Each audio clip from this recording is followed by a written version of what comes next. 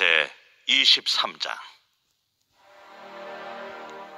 너는 거짓된 풍설을 퍼뜨리지 말며 악인과 연합하여 위증하는 증인이 되지 말며 다수를 따라 악을 행하지 말며 송사의 다수를 따라 부당한 증언을 하지 말며 가난한 자의 송사라고 해서 형벽대에 두둔하지 말지니라. 네가 만일 네 원수의 길 잃은 소나 나귀를 보거든 반드시 그 사람에게로 돌릴지며 네가 만일 너를 미워하는 자의 나귀가 짐을 싣고 엎드러짐을 보거든 그것을 버려두지 말고 그것을 도와 그 짐을 부릴지니라. 너는 가난한 자의 송사라고 정의를 굽게 하지 말며 거짓 일을 멀리하며 무죄한 자와 의로운 자를 죽이지 말라. 나는 악인을 의롭다 하지 아니하겠노라. 너는 뇌물을 받지 말라. 뇌물은 밝은 자의 눈을 어둡게 하고 의로운 자의 말을 굽게 하느니라. 너는 이방 나그네를 압제하지 말라. 너희가 해국 땅에서 나그네 되었었은즉 나그네의 사정을 아느니라. 너는 6해 동안은 너희 땅에 파종하여 그 소산을 거두고 7째 해에는 갈지 말고 묵혀두어서 내 백성의 가난한 자들이 먹게 하라. 그 남은 것은 들짐승이 먹으리라. 내 포도원과 감람원도 그리할지니라. 너는 6해 동안에 네 일을 하고 7째 날에는 쉬라. 내 소와 나귀가 쉴 것이며 내 여종의 자식과 나그네가 숨을 돌리리라. 내가 네게 이른 모든 일을 삼가 지키고 다른 신들의 이름은 부르지도 말며 내 입에서 들리게도 하지 말지니라. 너는 매년 3번 내게 절기를 지킬지니라. 너는 무교봉의 절기를 지키라. 내가 네게 명령한 대로 아비롤에 정한 때에 1해 동안 무교봉을 먹을지니 이는 그 달에 네가 애굽에서 나왔음이라. 빈손으로 내 앞에 나오지 말지니라. 맥주를 지키라. 이는 네가 수고하여 밭에 뿌린 것의 첫 열매를 거두니라. 수장절을 지키라. 이는 네가 수고하여 이룬 것을 연말에 밭에서부터 거두어 저장함이니라. 내 모든 남자는 매년 3번씩 주 여호와께 보일지니라. 너는 내 제물의 피를 유교병과 함께 드리지 말며 내 절기 제물의 기름을 아침까지 남겨두지 말지니라. 내 토지에서 처음 거둔 열매의 가장 좋은 것을 가져다가 너희 하나님 여호와의 전에 드릴지니라. 너는 염소 새끼를 거미의 젖으로 삼지 말지니라.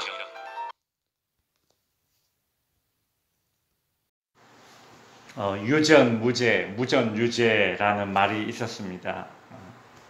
법이 공정하게 집행되지 못하고 권력과 돈 있는 자들의 편이 되어서 같은 죄를 지어도 돈이 있으면 무죄가 되거나 혹은 형량이 약해지고 또 돈이 없으면 같은 죄를 지어도 무죄가 아니라 유죄가 되는 그런 불공정한 사회를 비꼬는 말이 유전무죄, 무전유죄라는 말이었습니다.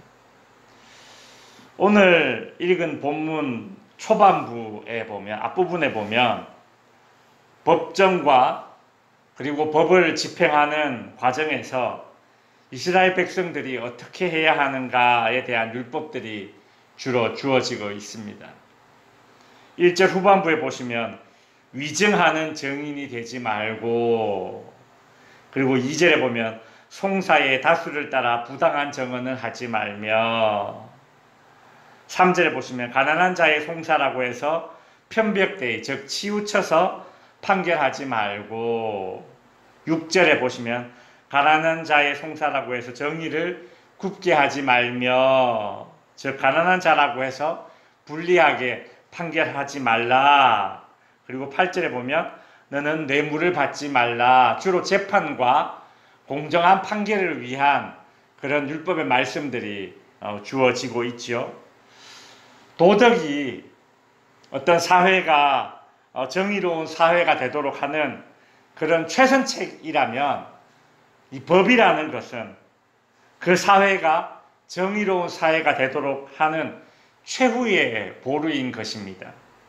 따라서 만일 이 법마저 공정하지 못하다면 그 사회는 참 그만큼 희망이 없는 그런 절망적인 상태가 되는 것이죠.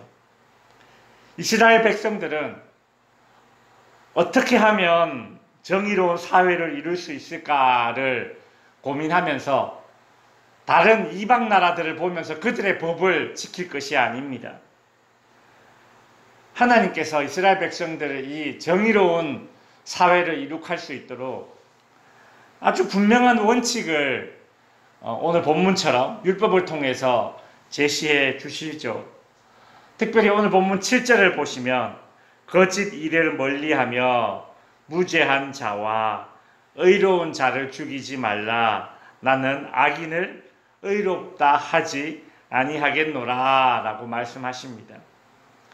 정의로운 사회를 이룩할 수 있는 기초적인 아주 기본적인 말씀이죠.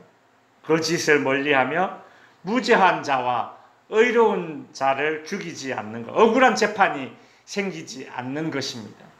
그리고 악인을 의롭다 하지 않는 것이죠. 그 당시 이스라엘 백성들뿐만 아니라 오늘을 살아가는 모든 나라와 모든 사람들에게 이 원칙이 적용되면 그 사회는 공정한 사회가 될 것입니다. 무죄한 자와 의로운 자를 죽이는 일, 즉 억울한 법 집행이 있어서는 안 됩니다. 또한 권력이나 뇌물을 받고 악인을 의롭다 그렇게 판정하는 일도 있어서는 안 되는 일이죠.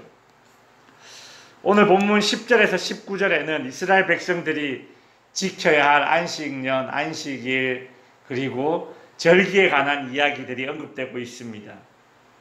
제일 먼저 안식년이 나오는데 안식년이라는 것은 6년은 농사를 짓고 7년째 되는 해에는 그 땅을 쉬게 하면서 그 땅에서 혹시 저절로 나는 그런 작물이 있다면 그것을 자신의 것이 아니라 땅을 가지지 못한 가난한 자나 짐승들이 먹을 수 있도록 하는 그런 법입니다.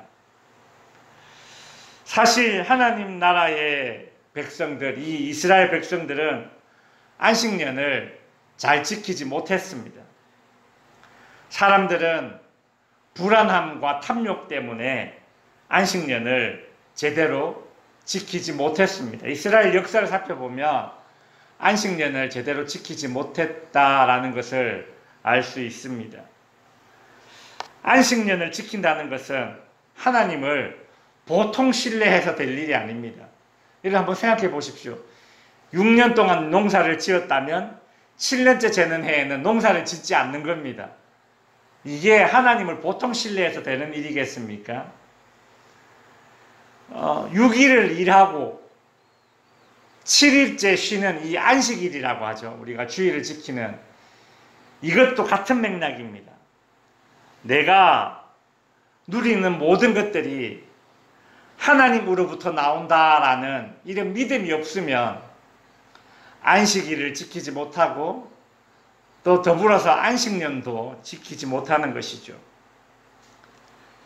이 안식일에는 안식년과 달리 추가되는 또 다른 의미가 한 가지가 더 있는데 그것은 무엇인가 하면 7일째 되는 해에 집에 있는 종들 그리고 나귀들, 소 이런 짐승들까지도 이 안식일에는 모두 쉴 수 있도록 하는 법입니다. 사람이 쉬지 않고 하루도 쉬지 않고 계속 일하면 분명히 탈이 나게 되어 있습니다. 근데 사실 하루를 쉬지 않고 더 일한다고 해서 크게 달라질 것은 없습니다. 그냥 사람 마음이 불안한 거예요. 사람 마음이.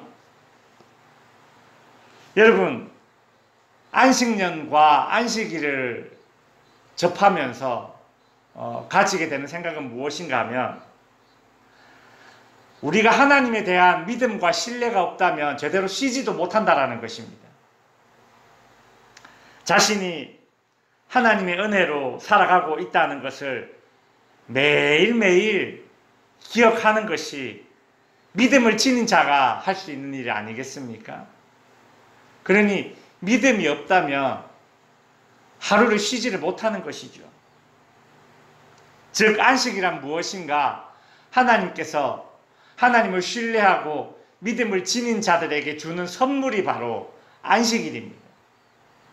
그런 맥락에서 보면 안식년도 하나님을 신뢰하는 자들에게 주시는 선물인 것이죠.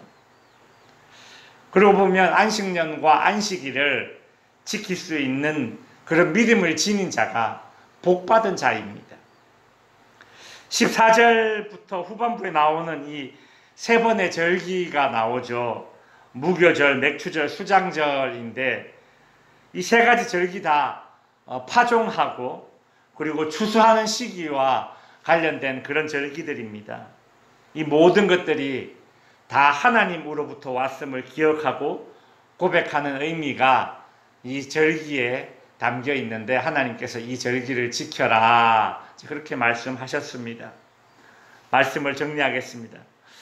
오늘 본문은 이스라엘 공동체가 일상 속에서 정의롭게 살기 위해서 지켜야 할 것들 하나님께서 주셨죠. 하나님의 백성들이 정의롭고 공의롭게 되기를 하나님은 원하십니다. 그래서 그 마음을 담아서 오늘의 이 율법을 주신 것이죠.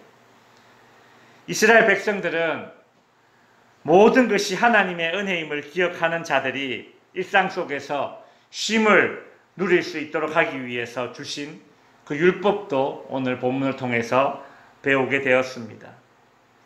바라기는 덕지교회 모든 성도님들은 일상 속에서 하나님의 공의와 정의를 드러내고 또한 일상 속에서 하나님의 은혜를 기억하여서 쉼과 평안을 누릴 수 있는 그런 성도님들 될 수 있기를 주님의 이름으로 축원드립니다.